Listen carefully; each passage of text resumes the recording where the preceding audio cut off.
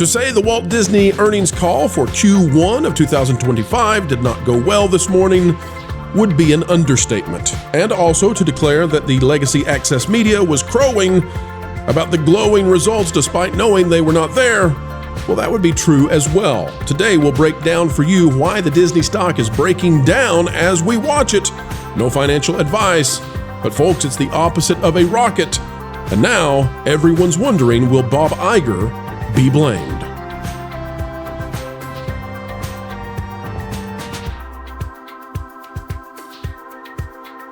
Hello, folks, and it is a dandy of a day, a Dapper Dan kind of day even, but not for Disney. Their Main Street USA not quite as sunny, and their stock, who knows how it's going to be at the time of the release, but the time of recording, not doing so hot. Jonas J. Campbell here to talk to us about the earnings call that was, and Jonas, I think we pretty well predicted what was going to happen here, and unfortunately, although we can give no financial advice, we see red lights blaring, flaring, glaring everywhere at the House of Mouse, even if their CEO and CFO were unwilling to say so. Today, Jonas, welcome back, and what did you think of this earnings call?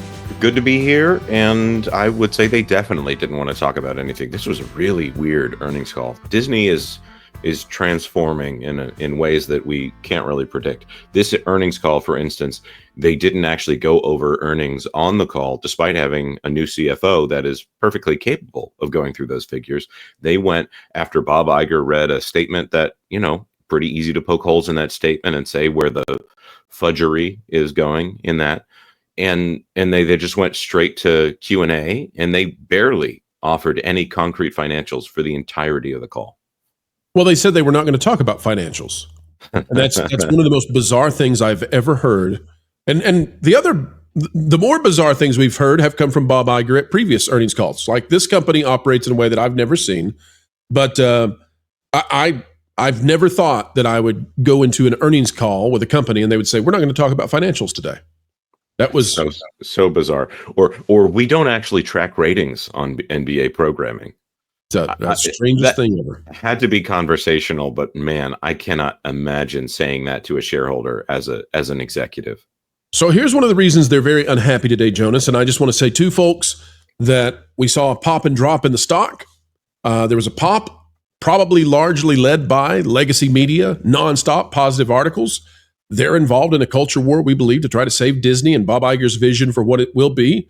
We're in the opposite side where we're trying to tell the truth and save this company, but in a different way, in a sustainable way, and that's the way we see it. But one of the reasons that they're so, not feeling magical today, this out of IndieWire, Disney Plus lost 700,000 subscribers from October to December, but Moana 2 lifted all boats in what Disney considers the first quarter of its fiscal 2025.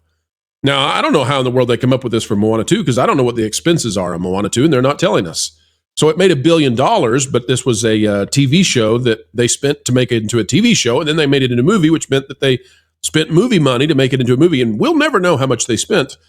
We assume it made money, but if it made $400 million, well, that still is nothing in comparison to all of the drops in the bucket that is the entire Disney company. So I don't know how it lifted a boat. But losing 700,000 subscribers from October to December during the holidays is about one of the biggest warning signs you can see that this company is in danger. Jonas, they don't want us to do this, but we're going to do it anyway. Here's why, folks, this is so bad. This is from this same quarter. We're going to go back in the time machine a bit, back to December 1st of last year, 2024. From Yahoo Life, Disney Plus and Hulu's massive Black Friday deal will save you up to 90%. Sign up for $1. For the entire year, by the way. I did that, finally. I bought a Disney Plus subscription, which I had maybe been able to see over other people's shoulders to see Disney Plus content in the past. $12 for the entire year. So as in $1 a month, consolidated over the year, $12. So that's as close to free as you can be. Yeah. $1 a month. And the net result was they lost 700,000 subscribers. This is devastatingly bad. And Disney is essentially pinning all of their hopes and dreams on Disney Plus and streaming. Jonas, walk us through why this is more than just a little bad for Disney.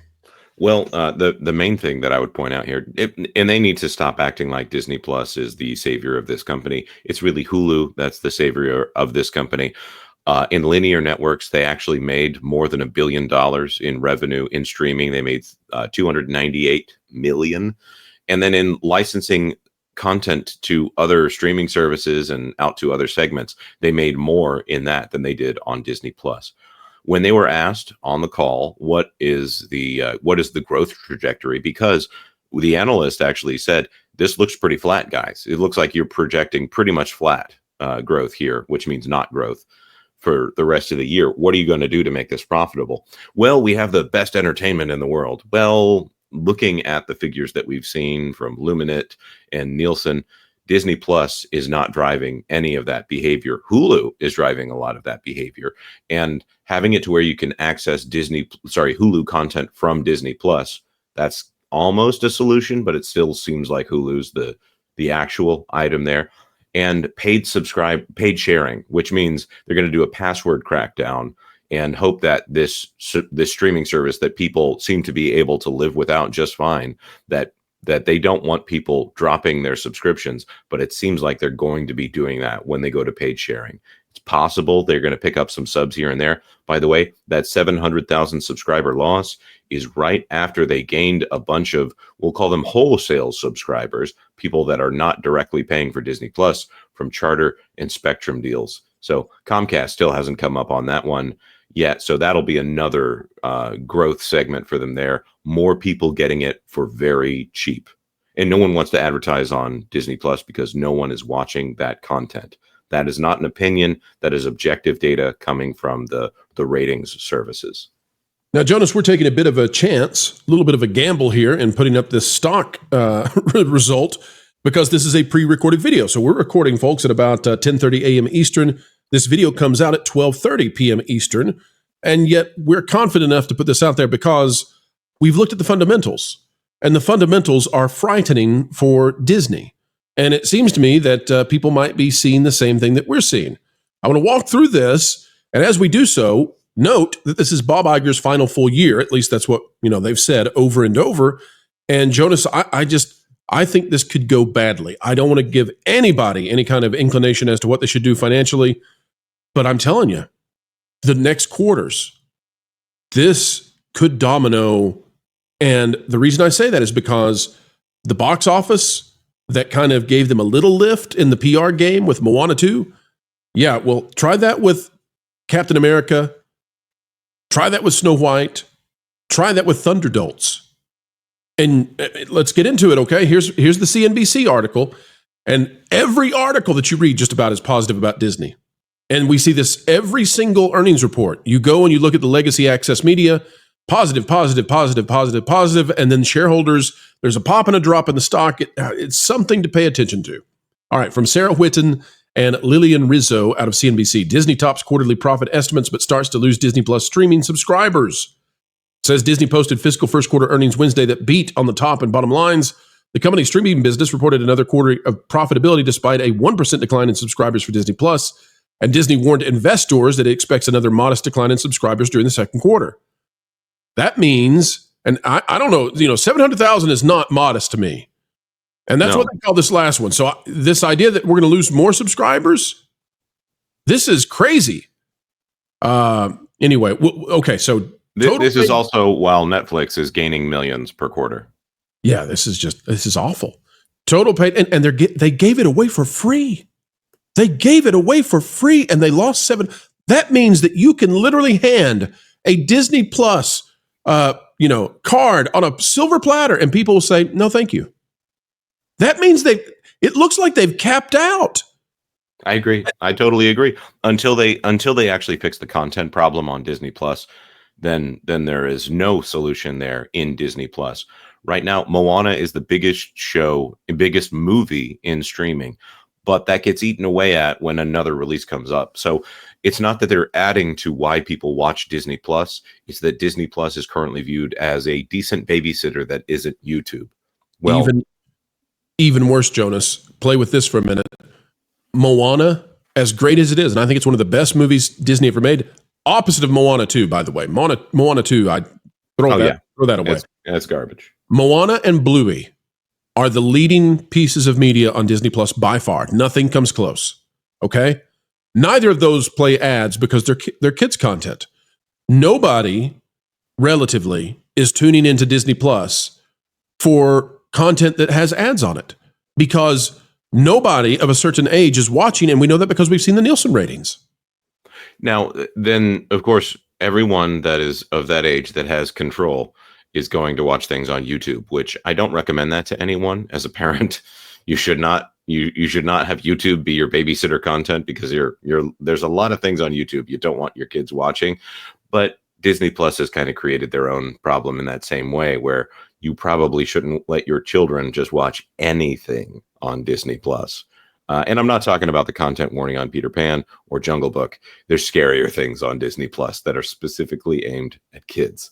So to me, this is Bluey is by far the biggest show in streaming. 55 billion watch minutes over 2024. There is no show out there that compares. And Disney doesn't make it; they just happen to host it on their streaming service. If they can't run ads against it, that sounds like it's not making them any money other than the subscribers who are subscribing specifically to see Bluey. By the way, that show is available on DVD, except for season 3 at the moment that we're recording this. So this is a company that is failing in every area except for cruise lines. And not everybody wants to go on a cruise. Exactly. All right, well, let's take a look and see how things went. Revenue increased 4.8% to $24.69 billion compared to $23.55 billion in the year earlier period. So year to year, holiday season to holiday season, because that's the quarter we're looking at. And so you could say, well, that's fantastic, except that the revenue increase of 4.8% just about matches inflation. And if it just about matches inflation, that means they didn't go anywhere. Okay, let's take a look at this a little bit more in depth. If we go down to the entertainment division saw a 9% jump in revenue, and good, right? That might be the Moana effect. All right, good for them. And they that's what they credit it to is Moana 2. Okay, good deal. But here's the problem. There's not a Moana 2 coming anytime soon. You've got Captain America, you've got Snow White, and you've got Thunderdolts. So there's 3 parts to Disney, right? There's the box office, there's streaming, and there's parks, essentially. And we'll roll the cruise line into the parks. So let's see how they're doing. We know the box office is going to be a major problem this year. All right, so let's take a look at the parks. It says over at its experiences business, which includes parks, cruises, and resorts, as well as consumer products, pay attention to that, revenue rose 3% during the quarter to $9.42 billion. Now, again, that's under the rate of inflation, which means that from a transactional power, they were diminished. Domestic theme park revenue accounted for 68% of the division's total. Now, people often say, why do you guys focus on the parks so much? And it's like, well, because they're a huge portion of the entire revenue that Disney derives. In fact, folks, we did the math. If they're 68% of this division, then they're about 26% of all revenue for Disney in the quarter, which is lower than usual, by the way. Wonder why. Take a look at this, Jonas. It says the experiences division, that's the domestic theme parks, 5% decline in domestic theme parks. And here's the thing about that. Epic Universe has not yet opened. It opens in May. The Disney World and Disneyland crowds should have gone up for the holidays. This is not a 5% decline year to year. This is a 5% decline from the fall to the holidays. Their attendance, their revenues actually fell from the fall to the holidays. Phew. That's not supposed to be possible. So if you want to see a red flag, here's the single asset in your company's portfolio that makes up more than a quarter of all your revenues. Okay? And it just had a 5% decline going into the time of year. It should be impossible to do so. And it's doing that just before the biggest competitor it's ever faced opens its doors. Jonas, your thoughts on it? No, I think you're absolutely right. This is a company that has been treading water for so long right now, and anything they have that would supposedly improve the parks at this point is, first of all, maintaining things that they have refused to maintain for years. We're now seeing the consequences of the degradation of the parks as they become more decrepit over time. Literal sewage dripping from the ceiling on occasion there at Living with the Land at Epcot. But now Epic is right around the corner, and it's got something for every single age range there. This is something where I don't know if Disney is really realizing if Universal can get them in the door for one day of this vacation of a vacation to say, you know what, we're going to do Universal this time, and they can see how much easier it is over there. I think that the people who are tired of planning their vacation to an nth degree are going to see how much easier and fun it is over there at Universal. I'm excited because I'm planning on going before the end of this week, honestly. And no one is saying, hey, you're going to go to Disney other than for academic reasons or for paying respects to Muppet Vision 3D. Yeah, it's there's a lot of disappointment, but according to the top brass of Disney, everything is gung ho. Yeah. Here's the quote from Hugh Johnston, Johnston, the CFO, Chief Financial Officer of Disney, when he was on Squawk Box. He said, in fact, the consumer, talking about the division, is a bit stronger than we would have expected. I think what we're seeing is consumers are just very value focused, and you deliver value to them, they're willing to pay the price for it. Every day, Jonas, we see new articles, new stories about how Disney is too expensive for people to afford to go to the parks. Looks like that's the case based on these results. Looks like the box office is about to suffer greatly this year. Looks like, and by the way, Bob Chapek, the former CEO, was a part of the development of these movies that we just saw the success. Now we're back to the Bob Iger era of films in 2025. So that's going to be fascinating. And of course, we've got every warning sign we can see with Disney Plus.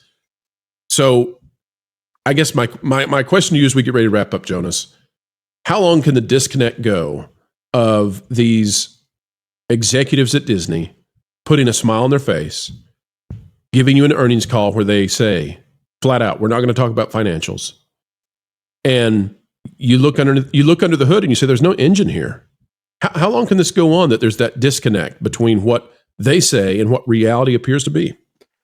I don't know how long it can go on, but I do think there's going to be a point at which they have to, cut bait or get off the pot or whatever we want to call it here. Bob Iger is supposed to be gone, or at least have a CEO named by the end of this year, if not early next year.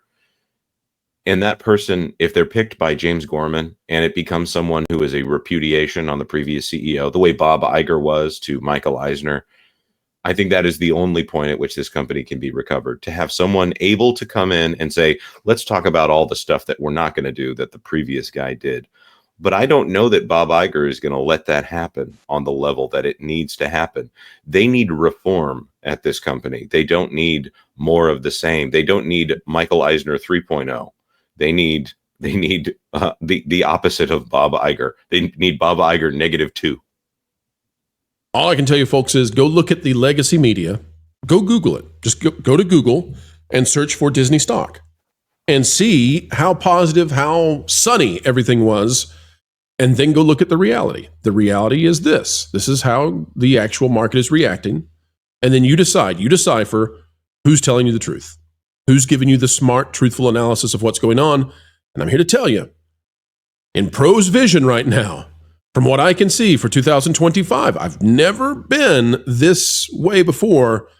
Every red light is flashing, minus the cruise ships, maybe ESPN, although that light's flashing too. I don't want to get into that. That'd be another video all of its own. But every light is flashing. Danger, danger, danger. And I worry that Disney could be ready. That they might be a bubble at this point. And the question is, can Bob Iger get on his yacht fast enough that he is not the man that takes the blame? I think that's the entire game for Bob Iger at this point. Jonas, very final thoughts, and then we'll wrap up. I am not giving anyone financial advice here when I say this, but I am not buying any Disney stock for a very long time. I don't see the value there. I'm not planning on going to a Disney park outside of business reasons, so not planning on giving them any money any more than I have to here. However, I'm excited about what they have over there at the competition. And Netflix, not necessarily my favorite streaming service, but I have no question in whether or not I'm going to continue to stay subscribed over there. If Disney wants to talk about value, they have to deliver that value in a way that is clear to everyone. And right now, it just seems like Wall Street still hasn't figured out that nobody likes what Disney is offering. It's a fantastic point, because when you look at streaming, Netflix is beating the pants off Disney, and I would say YouTube. Like they don't ever want to put YouTube in the category. I do. YouTube is just dominating both Netflix and Disney, and Netflix is dominating Disney. You look at the parks, and I'm thinking by 2026, Universal could have significantly just wreaked havoc on Disney's market share in Orlando. And then on the box office, yeah, Disney's still the top of the box office. But the expense that they're making to keep that spot means that the profits are not what many people might expect. Folks, we'll end it there. Let me refresh this one more time. Now, this is old for you all. Go check and see how the stock's doing. And just know that we're confident enough about this that we're putting it up on the screen, even though we know it's going to be about an hour and a half late for what you're viewing. It's dropping. Can't tell you what it's going to do. Just telling you that we see red lights. All right, folks, you can help us have green lights on this video. Click the like button, share, subscribe, click it, stick it to the algorithms. It is the notification bell. Drop a comment down below. Let us know your thoughts. Get on over to That Park Place as soon as you can. Both the website, it's thatparkplace.com, and the YouTube channel, it's That Park Place, where Jonas J. Campbell is both an investigative reporter as well as one of the main hosts of the YouTube channel. All right, folks, we'll see you real soon. Hope you have a dandy of a day. Get it underway, making the world a better place if at all possible. You're just the kind of person to do it. Keep learning, keep growing, and keep having fun. Jump into the water. Why listen to music made by people and companies who really don't like you?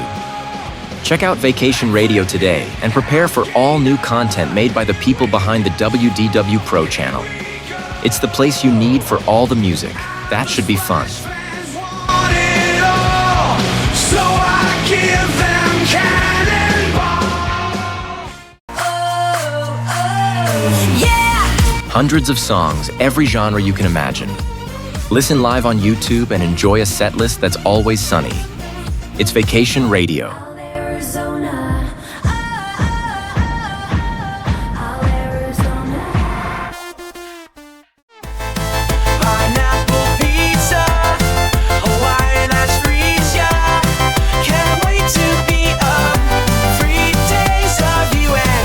What are you waiting for? Every WDW Pro video has a link to Vacation Radio in the video description. Try it out and subscribe today.